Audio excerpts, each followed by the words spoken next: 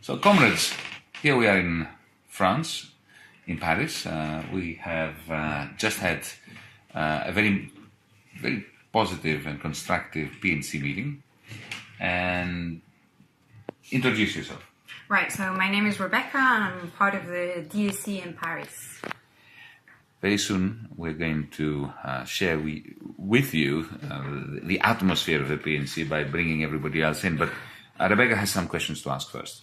Right, so the first question, I would want to know, what would you say to a French citizen to tell them, to convince them about the importance of a pan-European transnational movement or party or network, etc.? Well, how about the very simple truth that France is not sustainable in today's European Union architecture? The reason why the political center has fragmented, giving rise to all sorts of unprecedented developments, like Le Pen getting 35%, a new party, Macron sweeping the political center and destabilizing the existing parties. The fact that there is such pessimism all over the place is due to the fact that we have a Europe that is not working, is not allowing our countries and France to breathe within it. We have a systemic crisis that is rendering France unsustainable, and it will only be dealt with through a systematic approach. Right. And DM is the only political movement in Europe which is trying to put forward a pan-European progressive agenda, a policy agenda, economic and social, that could work in every country simultaneously, a bit like trying to solve the climate change problem by attacking it where it really evolves, which is at the planetary level. Here we have a continental-wide crisis. Nobody has looked at it as a continental crisis, and we do. Right. Okay, perfect. The second question would be, what do you think the role of France could be in this reform of Europe and in this agenda and in this movement? Well, there is no such thing as the European Union, really. There is a Franco-German axis. Right. Unfortunately, France has had a collective lobotomy in the last 20, 30 years, maybe since 1983, when François Mitterrand did what Tsipras did in 2015. And reversed course completely and effectively tried to Germanize France through the Frankfurt policy. And the recovery of a French political intervention within Europe is a prerequisite for recalibrating the European Union, which is predicated upon this Franco-German axis. So, to put it simply, this is a frontline state for the war to save Europe and to make Europe worth saving. Thanks. And the last question. So we have our European New Deal, a great and brilliant policy paper on how to do policies against poverty, against austerity, etc. What would you say we can start doing from tomorrow onwards? So what would be the first steps to... This last phrase is key.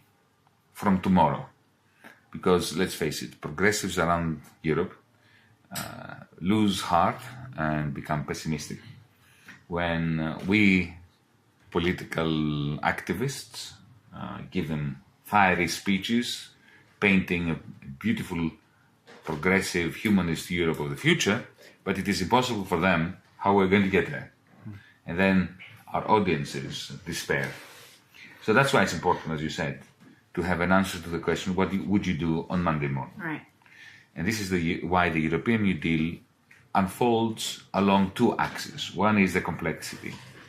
It's crucial to have an answer on how to blend in our solutions for poverty, for the banking crisis, for the crisis of low investment, the crisis of public debt, how these different pieces of the jigsaw puzzle blend in. So one axis is complexity, the other one is time. So what do we do on Monday morning? What do we do in 6 months, in 12 months, in 2 years, in 10 years?